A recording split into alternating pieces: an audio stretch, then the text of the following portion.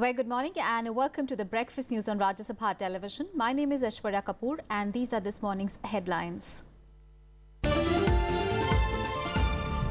Aadhaar not compulsory for getting mobile SIM cards. The government instructs mobile companies to accept alternative identity proofs with immediate effect. Says consumers must not be inconvenienced.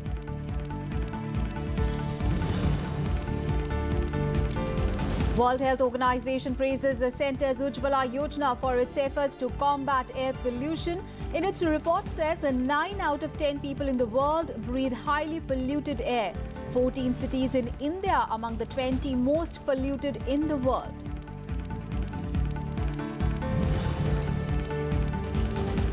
Centre releases draft of new telecom policy, aims to create 40 lakh jobs by 2022. Targets to give a broadband coverage of 50 megabit per second to every citizen.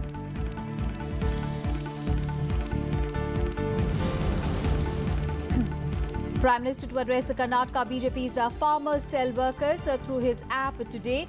During campaign, accuses Rahul Gandhi of insulting JDS Supremo H.D. Devegowda. Siddaramaiah says Prime Minister's comment a sign of secret BJP-JDS understanding.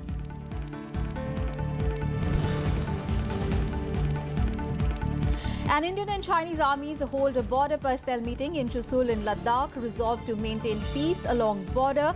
What's such meeting after Prime Minister Modi and President Xi Jinping agreed to strengthen communication between the two sides at a Wuhan informal summit.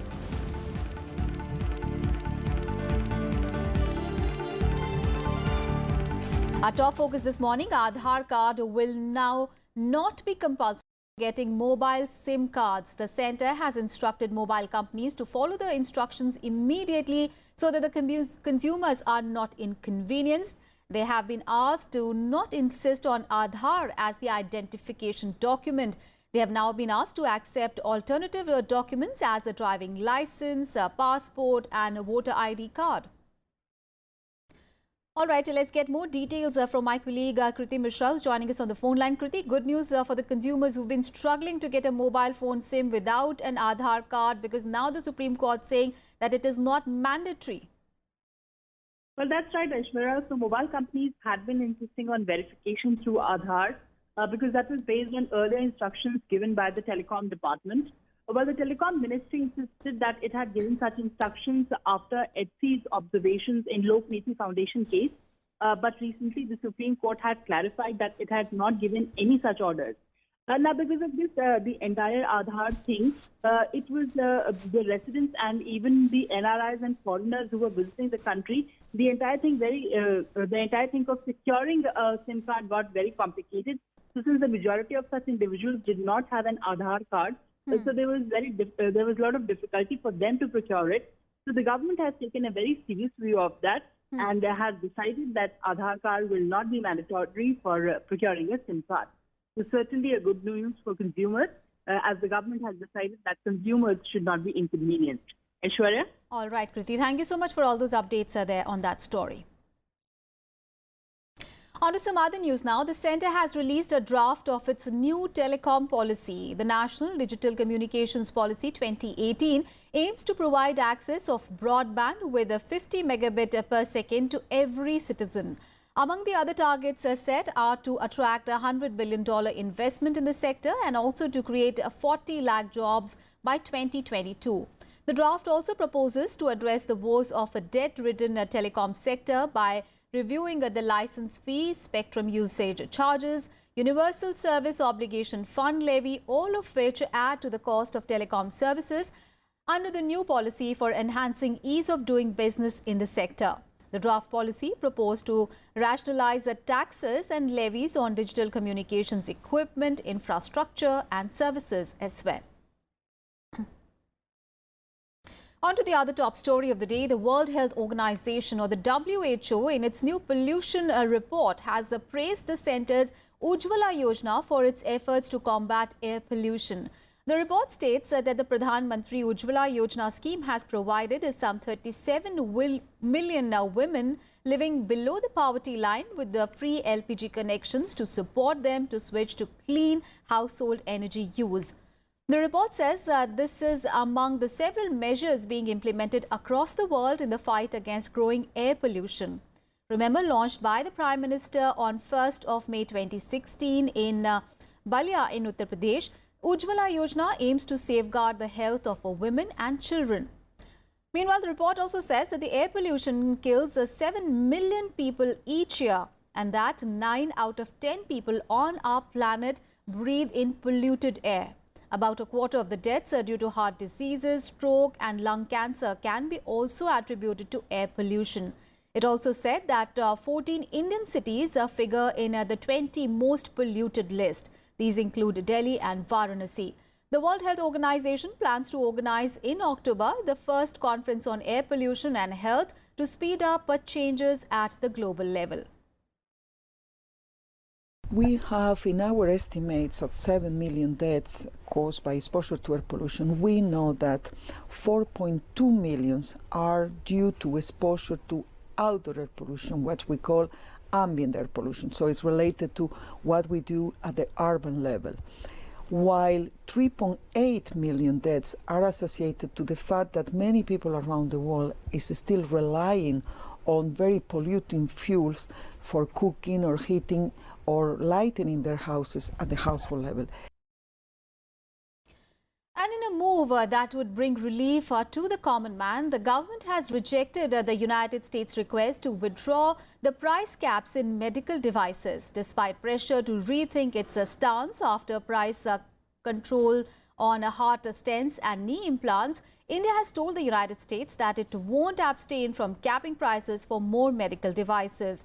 India's Drug Pricing Authority, NPPA, is also pushing to bring 3 more devices used while treating heart ailments under the ambit of price control. The US-based companies are looking to benefit from the lucrative $5 billion medical device market in India. And in the month of September last year, US Trade Representative reportedly wrote to the Prime Minister and it urged the PMO to not expand the price controls to additional medical devices. Remember, price controls form part of the centre's broader agenda to improve India's public health system and boost the affordability of treatment in the country. जो दवाइयाँ essential list में शामिल की जाती थी वो automatically price के control में आ जाती थी, ये पहले था और ये स्टैंड भी आए थे इसी प्रकार से और उनका मूल्य निर्धारित करना हमारे लिए बहुत संभव हो सका था। अब ये योजना बनाई जा रही है कि इसी तरह से बाकी जो डिवाइसेस हैं और सिर्फ डिवाइसेस क्यों, डिवाइसेस के साथ साथ जो और उपकरण भी हैं और चिकित्सीय सामग्री है, क्योंकि छोटी छोटी चीज़ें भी हैं, उनका मूल्य अगर निर्धारित किया जाए तो ये सरकार की इस दिशा में पूरा प्रयास है। And now let's get you all the news from poll-bound Karnataka.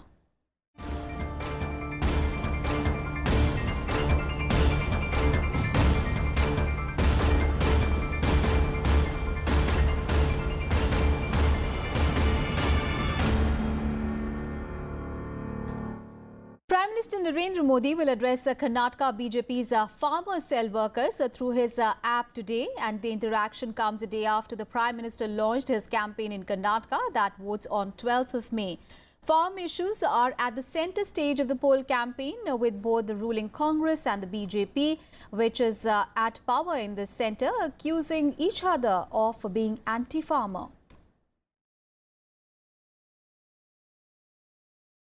And earlier, the Prime Minister on Tuesday launched the BJP's election campaign in the state, and addressing multiple election rallies on the first day of his week-long campaigning. Prime Minister Modi targeted the ruling Siddaramaiah government, accusing it of corruption. He also urged the people to vote for the BJP for a corruption-free government in the state. Prime Minister Narendra Modi launched his party's election campaign in Karnataka on Tuesday, holding election rallies in Chamarajanagar, Udupi and Belgavi. Addressing the crowds at different venues on World Labour Day, Prime Minister Modi dedicated the government's achievement of 100% electrification of rural India to the workers of the country. He also targeted the UPA government for not fulfilling its promise of providing electricity to all villages. गांवों में उजियाला करने का काम किया, उसके लिए दो शब्द उनके मुंह से निकलते तो शायद मेरे मजदूरों के मन को लगता कि हमारे परिश्रम की क्या ताकत है। लेकिन वे तो नामदार है, कामदार की परवाह वो कभी कर ही नहीं सकते। Responding to a jibe by Congress President Rahul Gandhi, the Prime Minister challenged him to speak for 15 minutes in any language without reading from a piece of paper. हाथ में कागज लिए बिना कर्नाटक की आपकी सरकार की अचीवमेंट सिद्धियां 15 मिनट कर्नाटक की जनता के सामने बोल दीजिए। Mocking Karnataka Chief Minister Siddaramaiah, Prime Minister Modi said the fear of losing was making him contest from 2 seats. He also accused the Chief Minister of playing dynasty politics for fielding his son for the upcoming polls, while accusing the Congress government of indulging in corruption and political killings. लेकिन पहले ऐसी सरकारें थी जो उनके चहेते लोगों को चाहे इतना लूटा देते थे रुपया, बैंकों से जो लूटना है लूटने देते थे। कैसी सरकार जो माफियाओं को पालती है, कानून व्यवस्था को पी जाने की आदत रखने वाले लोग मुखिया बन के बैठे हो। पिछले 2 साल में 2 डजन से ज्यादा भाजपा के कार्यकर्ताओं को मौत के घाट उतार दिया गया। Prime Minister Modi assured the people of Karnataka that all pending projects in the state will be fast-tracked when the BJP comes to power. He urged people to vote for the BJP for a corruption-free government.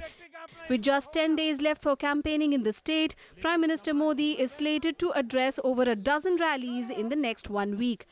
Karnataka will vote on 12th May for 224 assembly seats. Bureau Report, Rajya Sabha TV. Meanwhile, replying to Prime Minister Modi's jibe at his government, Karnataka Chief Minister Siddaramaiah on Tuesday said that the BJP was relying on tainted candidates to win the assembly election in the state. In the context, he referred to the Reddy brothers who are facing charges in the Bellary mining scam and the party's chief ministerial candidate Yediyurappa. Now, defending his decision to contest from 2 seats, Siddaramaiah said that even Modi contested from 2 constituencies in the 2014 Lok Sabha elections. Remember, Siddaramaiah, who was earlier fielded from Chamundeshwari in Mysuru, later filed papers from Badami as well. The Congress also responded to Prime Minister Modi's comments against party President Rahul Gandhi. बात कामदार और नामदार की नहीं है, देश पूछ रहा है कि आप ईमानदार हैं कि नहीं। ईमानदारी का जवाब दीजिए। नीरव मोदी, राफेल, पीयूष गोयल, जय शाह, इनका जवाब जब तक आप नहीं देंगे, देश यही पूछता रहेगा कि आप ईमानदार हैं कि नहीं। And earlier, Prime Minister Modi also targeted Congress President Rahul Gandhi during his Udupi campaign, saying that he insulted JDS Supremo H.D. Devegowda. Now, showering praises on the former Prime Minister, the Prime Minister said that Devegowda was one of the most respected and tallest leaders for whom he had great respect. The Prime Minister was alluding to Rahul Gandhi's speeches at his rallies in JDS strongholds, where he had attacked Devegowda and had called his party the B team of the BJP. Meanwhile, reacting to the Prime Minister, Karnataka Chief Minister Siddaramaiah said that the Prime Minister has suddenly discovered love and respect for H.D. Devegowda. He asked if the new love is a sign of the not-so-secret understanding between the BJP and the JDS. And in this election season, Karnataka's holy shrine of Lord Manjunath in Dharamsthal is also high on the visit itinerary of the political leaders. An extremely revered temple has always kept itself away from politics. Now known for its charitable programs, Dharamsthal's initiative empowering the women through teaching digital transactions is today bringing a change to the lives of lakhs of people.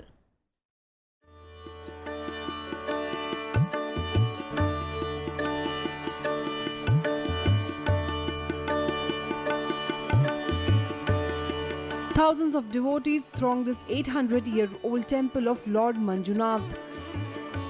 Also referred to as the Tirupati of Karnataka, The list of recent visitors also included Prime Minister Narendra Modi and Congress chief Rahul Gandhi. But this institution has kept itself strictly away from politics. Favor or disfavor anybody. We don't allow them to have any public functions or rallies inside the campus of the Dharmasala. They can come, they can pray, they can use the temple for their prayers and blessings, but we don't allow them to have any political transactions and business here. The religious institutions is also known for its charitable activities across the state, including in the fields of education, health and financial assistance to villagers.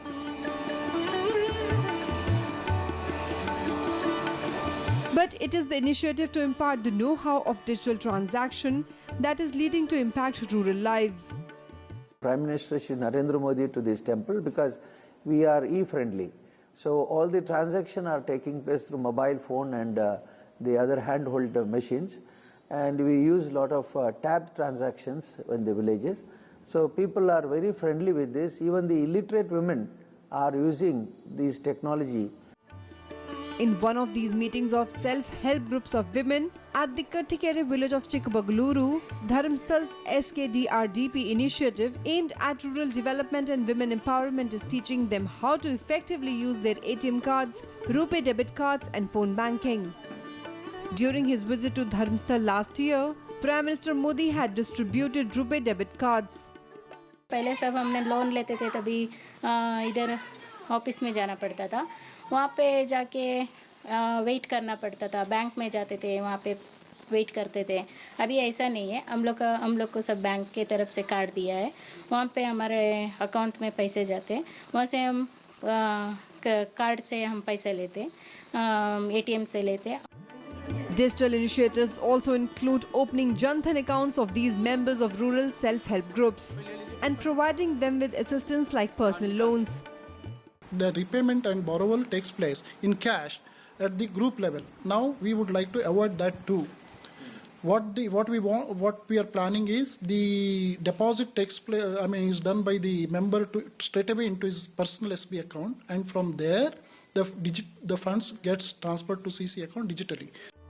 With more than 30 lakh women associated with the self-help groups of Dharamstal, they are targeting to train each woman in digital transaction, empowering them to access their own bank account with just a swipe of the finger. It's not just the city spaces, but alleys in small villages outside metros where digital transaction is helping its residents make their life better every day. In Karthike village of Chikmagaluru with camera person M.S. Suresh, Rajat Kane for Rajya Sabha TV.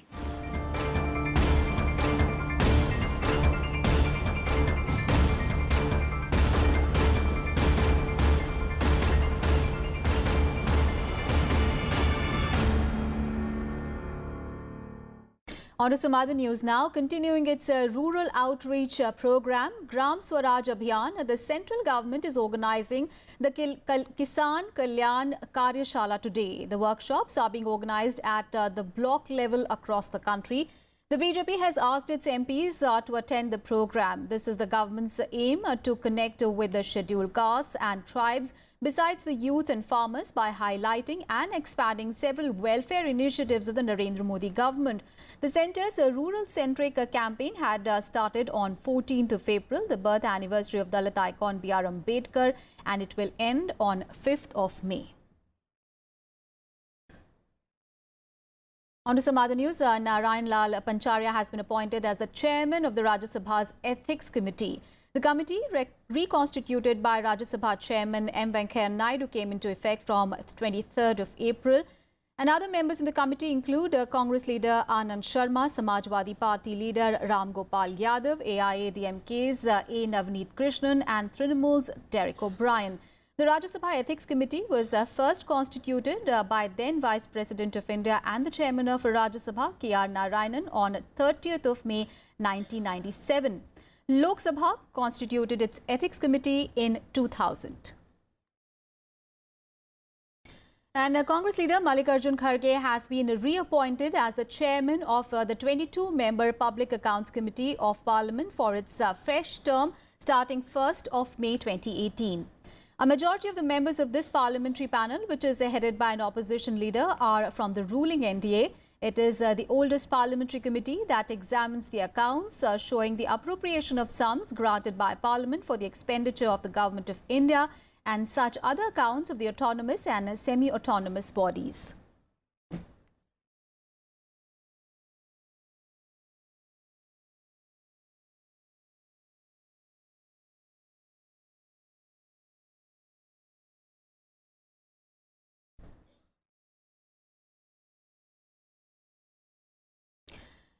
And a crucial meeting of the Supreme Court Collegium is likely to take place today to reconsider the name of Uttarakhand High Court Chief Justice K.M. Joseph for the elevation as a judge of the Apex Court.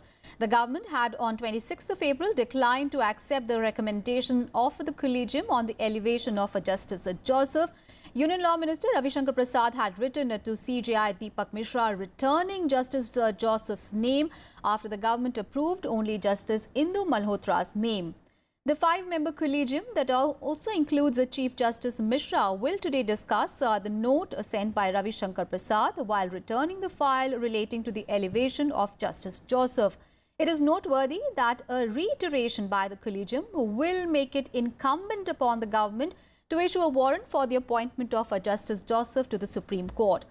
Against a sanctioned strength of 31, there are currently only 25 judges appointed to the Supreme Court. And some good news for air travellers. The Telecom Commission on Tuesday approved in-flight connectivity facilitating both the voice and data call and data surfing in Indian airspace. Telecom Commission, which is the highest decision-making body of the Telecom Department, cleared the proposals for allowing mobile phone calls and internet services in domestic as well as international flights in India. The Home Ministry has already given its nod to the proposal. Civil Aviation Minister Suresh Prabhu said that the government is committed to improving the services of air passengers and will ensure earliest implementation of the proposal. The pricing of providing the services would be left to the respective airlines. The Telephone Regulatory Authority has allowed the use of mobile phones for both data and voice in the Indian airspace for domestic as well as international flights, and they will be notifying the final draft and everything else within the next 3 months' time. Providing better passenger amenities has been the endeavour of Narendra Modi government. Constantly we keep upgrading the services, and therefore this will be going a long way in making sure that people use the time, flying time, more productively, more efficiently, and therefore this will also help in so many hours not being wasted but would be fruitfully and gainfully used. And India and Pakistan have restarted efforts to revive a track to diplomacy through informal dialogue. A group of Indian experts, including former ambassadors, academicians and former army veterans, visited Pakistan to discuss all aspects of bilateral ties. The Indian side was led by former Foreign Minister Secretary Venkaiah and included former Admiral K.K. Nair and well-known educationist J.S. Rajput amid other experts. The Pakistani side was led by their former Foreign Secretary Inamul Haq. The interactions between the two sides took place between 28th of April to 30th of April in Islamabad. Now, sources reveal that the two sides discussed bilateral relations, border issues as well as Afghanistan. Earlier, Track 2 Diplomacy was launched in early 1990s by the name of Nimrana Dialogue, but the dialogue received a setback after terror attacks launched by Pakistan-based terror groups on the Indian soil. Meanwhile, the armies of India and China held a border personnel meeting during which both the sides resolved to maintain peace and tranquility along the line of actual control. The two sides also agreed to work on additional confidence-building measures. A special border personnel meeting was held at the Chusul Moldo point in eastern Ladakh region of Jammu and Kashmir. The development comes after Prime Minister Narendra Modi and Chinese President Xi Jinping issued a strategic guidance to their militaries last week to build a trust, to avoid future Doklam-like standoffs and improve effectiveness in managing border affairs. On to all the international news. The United Nations Security Council envoy has called on Myanmar to hold a proper investigation into the alleged atrocities against the Muslim Rohingyas. Now, this after the highest level diplomatic visit to the conflict area. United Nations envoys travelled by Myanmar military helicopters to northern Rakhine state on Tuesday, flying over burned and bulldozed villages where the military conducted a widely criticised crackdown. And after the visit, British UN Ambassador Karen Pierce said that the efforts of government in a repatriation process had been on a small scale and everything needed scaling up. She also called for a proper investigation into the alleged atrocities against the Rohingya Muslims. The envoys arrived in Myanmar on Monday after visiting refugee camps on the Bangladesh side of the border and the government leaders in Dhaka. In Myanmar, they met separately with the government leader Aung San Suu Kyi and military head of the country as well. Remember, following a military crackdown on Rohingyas living in the Rakhine state in Myanmar last year, close to 7 lakh refugees crossed the border into Bangladesh and settled in the camps set up along the border. Myanmar and Bangladesh agreed in the month of January to complete the voluntary repatriation of the refugees within 2 years, but differences between the two sides remain and the implementation of the plan has been slow. Well, I think everybody has been struck by what we've seen. They've been very moved at Cox's Bazar, as you know. I think today everybody has brought home to them the scale of the challenge, because the efforts we have seen from the Burmese have been pretty small scale. You know, getting back 300 refugees a day at best, when there were 1 million who need to return home. So it's very clear that everything needs scaling up. And that's all in this edition of Breakfast News. Thanks so much for watching. Have a great day ahead.